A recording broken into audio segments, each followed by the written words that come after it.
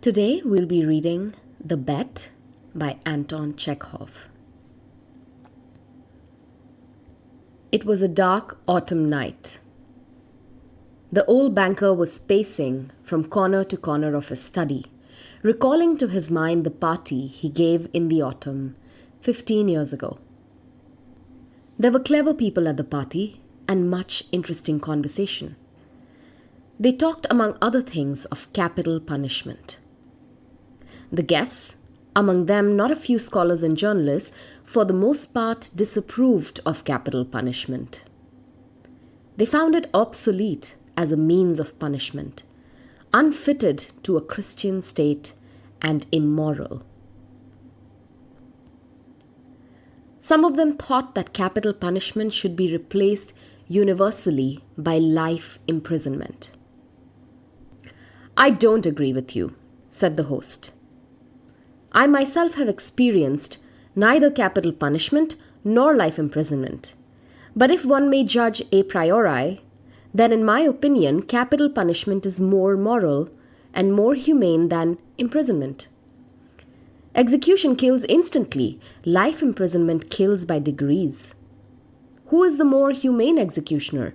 One who kills you in a few seconds, or one who draws the life out of you incessantly for years?" "They're both equally immoral," remarked one of the guests, "because their purpose is the same, to take away life. The state is not God. It has no right to take away that which it cannot give back, if it should so desire." Among the company was a lawyer, a young man of about 25. On being asked his opinion, he said, "Capital punishment and life imprisonment are equally immoral, but if I were offered the choice between them, I would certainly choose the second. It's better to live somehow than not to live at all." There ensued a lively discussion. The banker, who was then younger and more nervous, suddenly lost his temper, banged his fist on the table, and turning to the young lawyer, cried out, "It's a lie. I bet you 2 millions you wouldn't stick in a cell even for 5 years. "If that's serious," replied the lawyer, "then I'll stay, but not for 5, 15. "15! Done!" cried the banker. "Gentlemen, I stake 2 millions. "Agreed. You stake 2 millions and I stake my freedom," said the lawyer. So this wild, ridiculous bet came to pass. The banker, who at that time had too many millions to count, spoiled and capricious, was beside himself with rapture. During supper, he said to the lawyer jokingly, "Come to your senses, young man, before it's too late. 2 millions are nothing to me. But you stand to lose 3 or 4 of the best years of your life. And I say 3 or 4 because you'll never stick it out any longer. Don't forget either, you unhappy man, that voluntary is much heavier than enforced imprisonment. The idea that you have the right to free yourself at any moment will poison the whole of your life in the cell. I pity you." And now the banker, pacing from corner to corner, recalled all this and asked himself, "Why did I make this bet? What's the good? The lawyer loses 15 years of his life and I throw away 2 millions? Will it convince people that capital punishment is worse or better than imprisonment for life? No. No, all stuff and rubbish. On my part, it was the caprice of a well-fed man. On the lawyer's, pure greed of gold." He recollected further what happened after the evening party. It was decided that the lawyer must undergo his imprisonment under the strictest observation in a garden wing of the banker's house. It was agreed that during the period he would be deprived of the right to cross the threshold, to see living people, to hear human voices, and to receive letters and newspapers.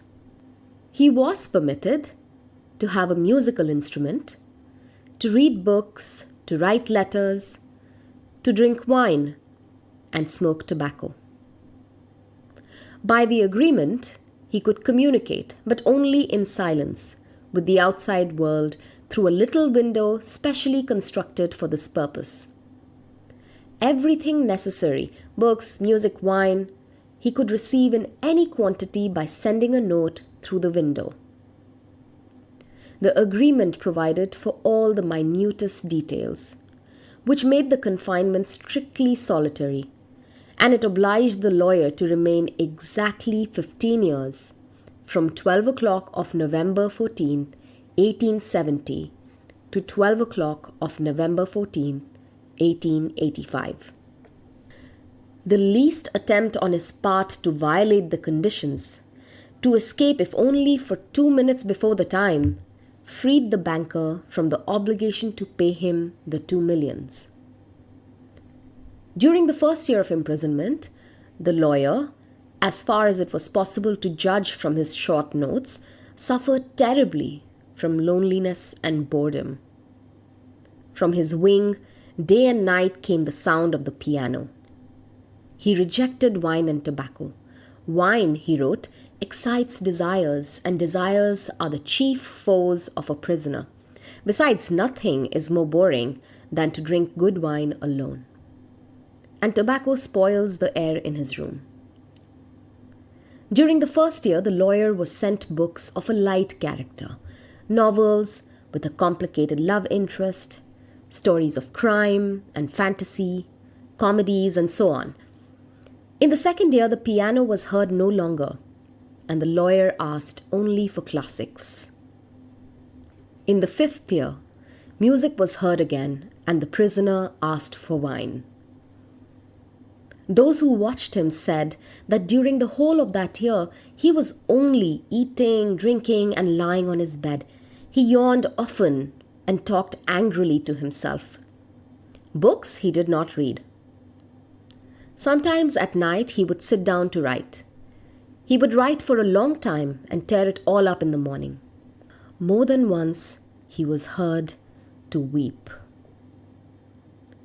In the second half of the sixth year, the prisoner began zealously to study languages, philosophy, and history.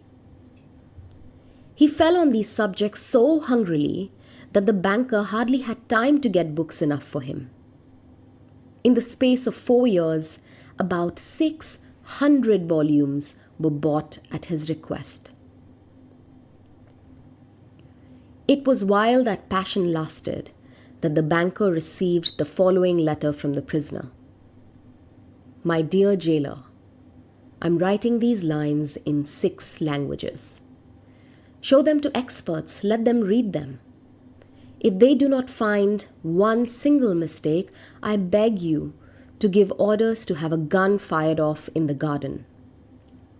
By the noise I shall know that my efforts have not been in vain. The geniuses of all ages and countries speak in different languages, but in them all burns the same flame. Oh, if you knew my heavenly happiness now that I can understand them. The prisoner's desire was fulfilled. 2 shots were fired in the garden by the banker's order. Later on, after the 10th year, the lawyer sat immovable before his table and read only the New Testament. The banker found it strange that a man who in 4 years had mastered 600 erudite volumes should have spent nearly a year in reading one book, easy to understand and by no means thick. The New Testament was then replaced by the history of religions and theology. During the last 2 years of his confinement, the prisoner read an extraordinary amount, quite haphazard. Now he would apply himself to the natural sciences, then he would read Byron or Shakespeare. Notes used to come from him in which he asked to be sent at the same time a book on chemistry, a textbook of medicine, a novel, and some treatise on philosophy or theology. He read as though he was swimming in the sea among the broken pieces of wreckage, and in his desire to save his life was eagerly grasping one piece after another. The banker recalled all this and thought, tomorrow at 12 o'clock he receives his freedom. Under the agreement, I shall have to pay him 2 millions. And if I pay, it's all over with me. I am ruined forever. 15 years before, he had too many millions to count, but now he was afraid to ask himself which he had more of, money or debts. Gambling on the stock exchange, risky speculation, and the recklessness of which he could not rid himself, even in old age, had gradually brought his business to decay, and the fearless, self-confident, proud man of business had become an ordinary banker, trembling at every rise and fall in the market. "That cursed bet," murmured the old man, clutching his head in despair. "Why didn't the man die? He's only 40 years old. He will take away my last farthing, marry, enjoy life, gamble on the exchange, and I will look on like an envious beggar and hear the same words from him every day. I am obliged to you for the happiness of my life. Let me help you. No, it's too much. The only escape from bankruptcy and disgrace is that the man should die." The clock had just struck 3. The banker was listening. In the house, everyone was asleep, and one could hear only the frozen trees whining outside the windows. Trying to make no sound, he took out of his safe the key of the door which had not been opened for 15 years, put on his overcoat, and went out of the house.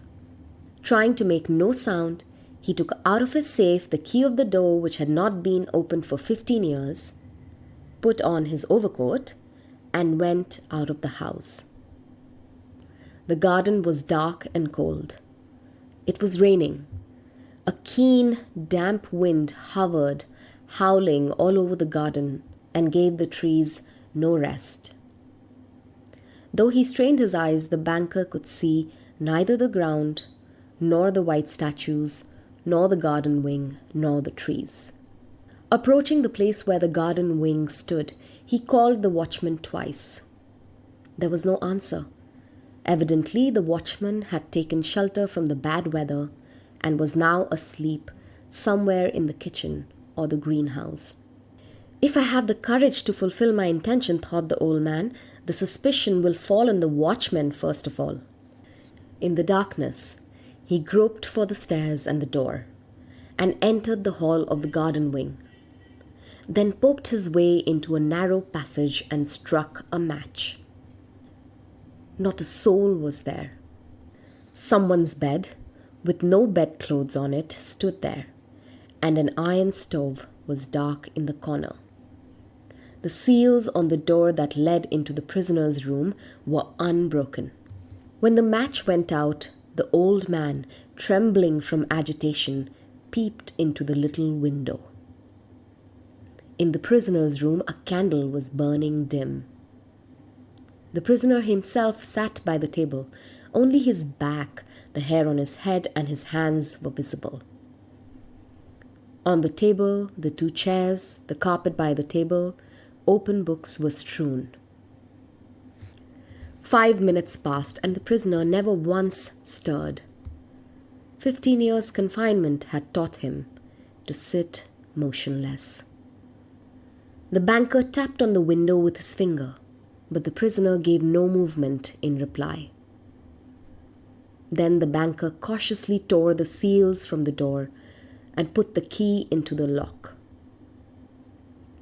The rusty lock gave a hoarse groan, and the door creaked.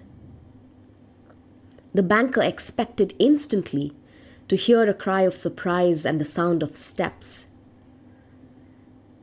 3 minutes passed, and it was as quiet behind the door as it had been before.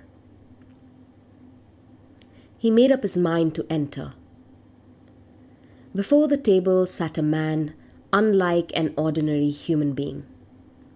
It was a skeleton with tight-drawn skin, with a woman's long curly hair and a shaggy beard.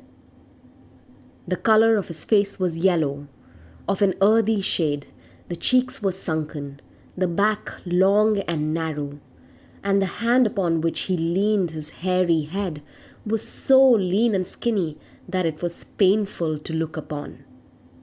His hair was already silvering with grey, and no one who glanced at the senile emaciation of the face would have believed that he was only 40 years old.